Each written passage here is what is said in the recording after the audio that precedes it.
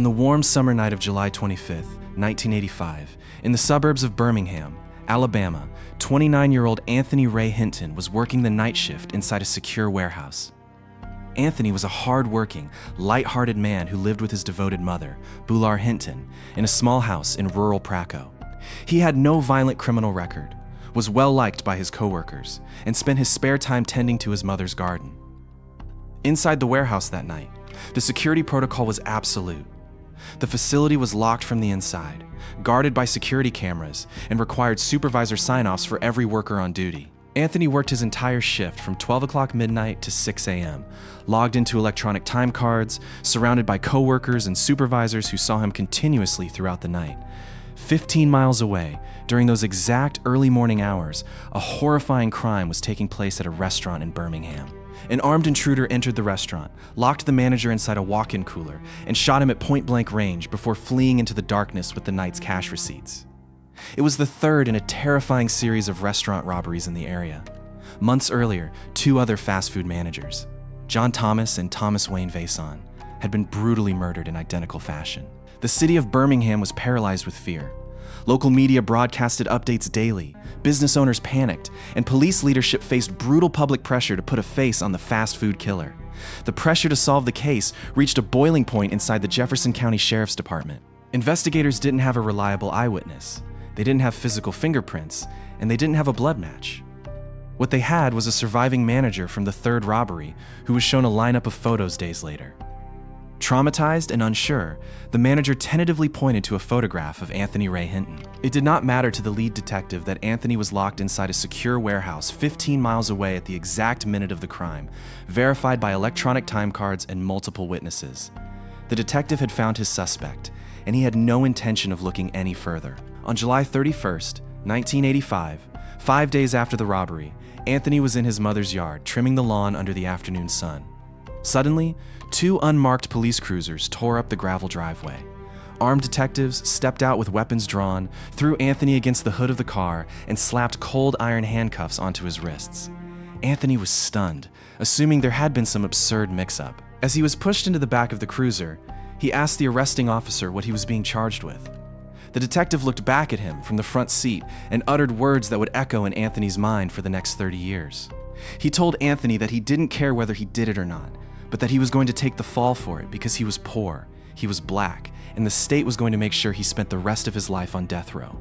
Before a single piece of evidence was tested, Anthony Ray Hinton was pre-condemned by a broken system. When Anthony Ray Hinton went on trial in the Jefferson County Circuit Court in 1986, he believed with pure, naive faith that his complete innocence would protect him. He had a rock-solid, airtight alibi. His employer's electronic time card records proved he was locked inside a warehouse miles away when the crime occurred, and his supervisor took the witness stand to testify under oath that Anthony was at his workstation during the murder. In any fair court of law, an ironclad alibi backed by corporate records and multiple witnesses would have ended the trial immediately. However, the prosecution, led by ambitious state attorneys, knew they needed a piece of physical evidence to override Anthony's alibi. During a search of Anthony's mother's house, deputies had found an old, rusty .38 caliber revolver belonging to his mother that had sat unused in a dusty closet for decades. State prosecutors sent the revolver, along with the bullets recovered from the 3 murder victims, to the Alabama Department of Forensic Sciences. State ballistics examiners, under intense pressure to secure a conviction, produced a report claiming that the bullets from all 3 crime scenes had been fired from that single, rusty revolver. To fight these devastating ballistics claims, Anthony was assigned a court-appointed public defender who was vastly underpaid and shockingly incompetent. The state granted the defense a paltry $500 to hire a ballistics expert to examine the bullets and challenge the state's claims. For $500, no qualified, reputable ballistics engineer in the country would take the case. Desperate, the defense attorney hired an elderly civil engineer who had lost sight in one eye, had zero formal training in firearms identification, and could not even operate the testing microscope properly during his deposition. When the state prosecutor cross-examined the defense's visual engineer on the stand, they tore his credibility to shreds in front of the jury. The prosecutor openly mocked the defense expert, making it appear as though Anthony was trying to hide behind junk science. The prosecutor then delivered a dramatic closing argument, telling the jury that the state's top forensic scientists had proven the fatal bullets came directly from the gun taken from Anthony's home. The jury was never told that the state's ballistics findings were completely fabricated. They were never told that independent testing would later reveal it was physically impossible to match the bullets to any gun, let alone a rusty revolver that hadn't been fired in years. After brief deliberations, the jury returned a verdict of guilty on 2 counts of capital murder. The judge, overruling any leniency, sentenced Anthony Ray Hinton to death by execution in the electric chair. At 29 years old, an innocent man who had never harmed a soul was placed in heavy leg irons, belly chains, and wrist cuffs and driven deep into the heart of Alabama's penal system, the Holman Correctional Facility. Holman Correctional Facility was known as one of the most violent, oppressive, maximum security prisons in the United States. Deep within the fortress sat Cell Block U, Alabama's infamous death row. Cell Block U was a long, narrow concrete corridor lined with tiny 5-by-7-foot cells. The walls were yellowed with age. The smell of copper, sweat, and despair hung thick in the air, and the temperature inside soared past 100 degrees in the humid Alabama summers. Anthony was escorted down the corridor and locked inside cell number 35. Just 30 feet down the hall from Anthony's cell stood a heavy, soundproof door. Behind that door sat Yellow Ann, Alabama's notorious electric chair. Every time the state prepared to execute an inmate, the lights along death row would flicker and dim as technicians tested the electrical generators. The heavy thud of the generator, the smell of ozone, and the echoing screams of men being led down the hall to their deaths were a constant, terrifying reality of daily life. For the first 3 years of his imprisonment, Anthony did not speak a single word to anyone. He sat on his thin steel cot in total silence, staring at the concrete wall, overwhelmed by an agonizing depression. He felt buried alive. His beloved mother visited him when she could, sitting behind thick glass, weeping for her innocent son. The sheer injustice of his fate threatened to break his mind. In maximum security solitary confinement, innocent men face a terrifying choice: allow the rage and horror to consume their sanity, or find an inner fortress of the mind that no prison wall can touch. During his 4th year in prison, late one night, Anthony heard a fellow inmate in a nearby cell sobbing hysterically in the dark. The man had just learned that his mother had died. Breaking his 3 years of silence, Anthony called out through the bars, offering words of comfort, warmth, and hope to a grieving neighbor. In that small act of compassion, something shifted inside Anthony. He realized that while the state of Alabama had taken his freedom, his body, and his youth, they could not take his soul, his compassion, or his mind unless he handed it to them. From that night forward, Anthony chose life. He decided he would transform his 5-by-7 cell into a place of hope. He used his vivid imagination to escape the concrete walls. In his mind, he traveled the world, visited royal palaces, dined with celebrities, and married famous actresses. He began talking to his fellow death row inmates through the air vents, using humor, warmth, and empathy to keep them from descending into madness. Anthony became the heart and soul of Cell Block U, a beacon of light in the darkest room in America. As the years on death row bled into a decade, Anthony accomplished something unprecedented inside Holman Correctional Facility. He convinced the prison wardens to allow him to start a death row book club. In a place designed for execution and isolation, inmates were given copies of classic literature, novels, and historical biographies. Late at night, when the corridor lights were dimmed to a dull red, men who had been branded as monsters by society would sit by their cell doors, reading by the faint hallway light.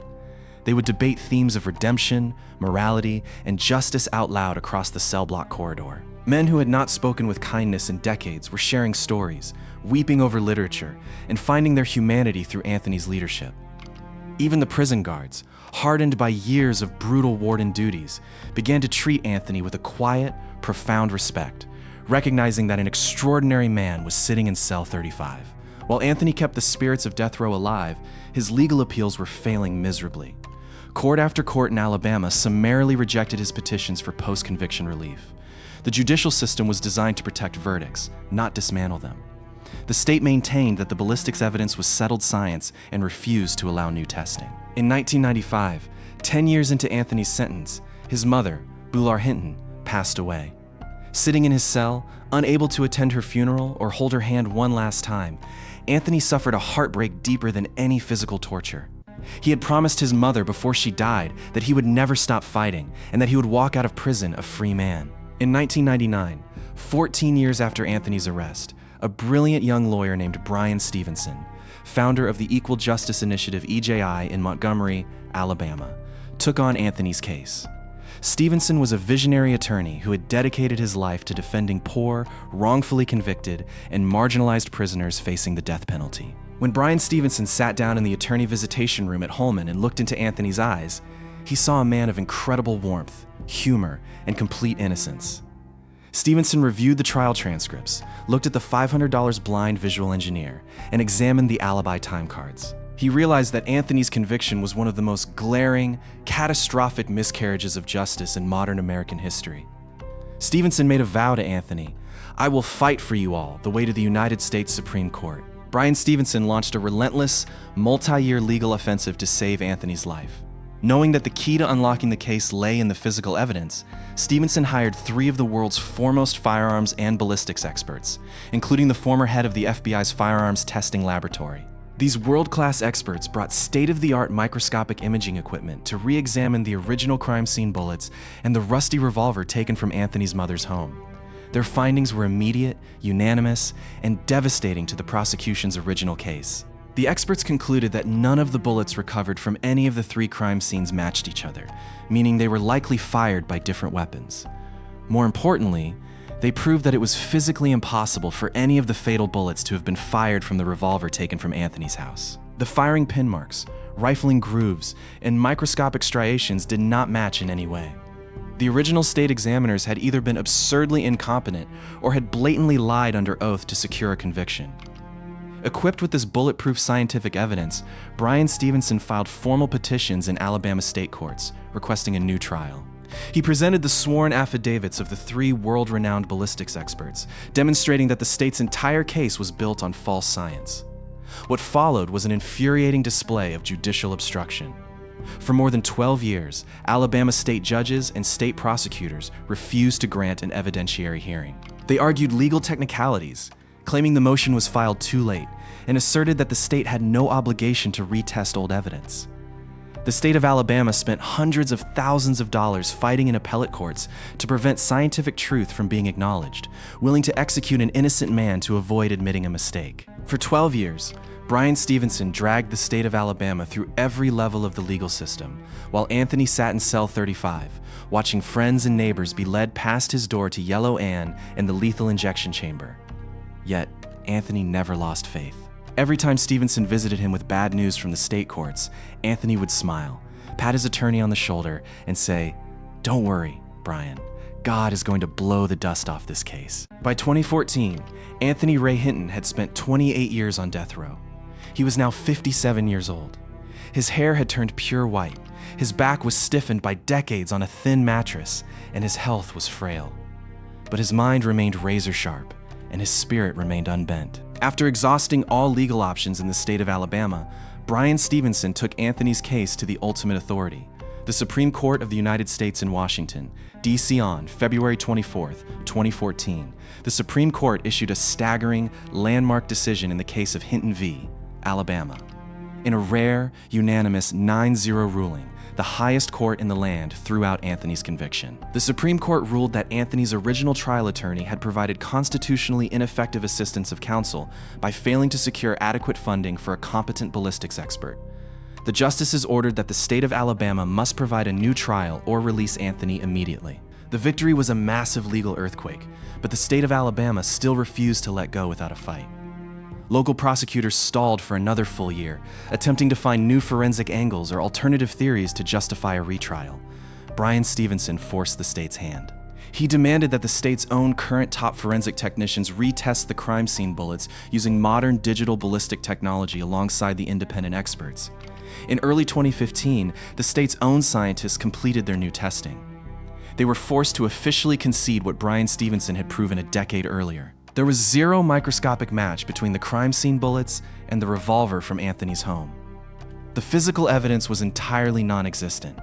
On April 3, 2015, the Jefferson County District Attorney's Office formally moved to drop all charges against Anthony Ray Hinton. After 30 years, 11,000 days, and 3 decades spent living 30 feet from the electric chair, the state had finally run out of lies. On the bright morning of April 3rd, 2015, the heavy iron doors of the Jefferson County Jail in Birmingham swung open. Anthony Ray Hinton stepped out into the warm Alabama sunshine as a completely free, exonerated man. He was 58 years old. He had entered prison as a young 29-year-old man in his physical prime.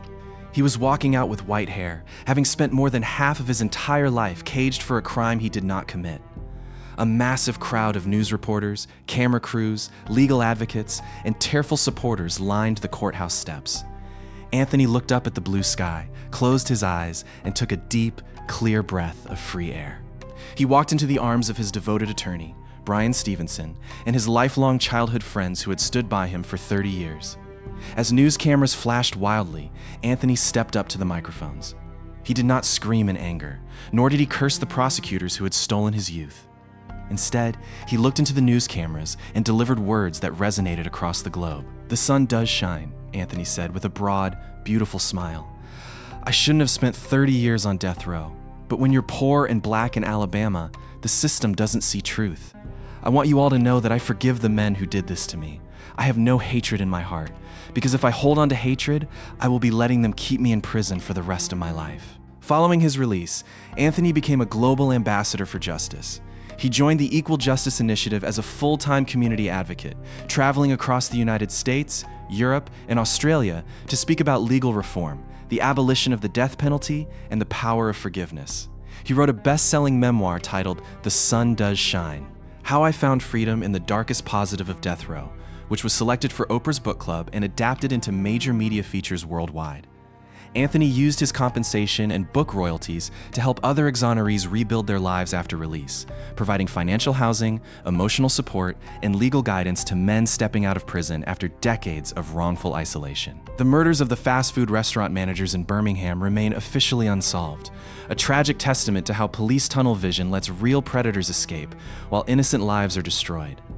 The story of Anthony Ray Hinton stands as one of the most terrifying warnings in legal history about the lethal danger of corrupt science, racial bias, and systemic apathy. But above all, it endures as a shining, immortal monument to the human spirit.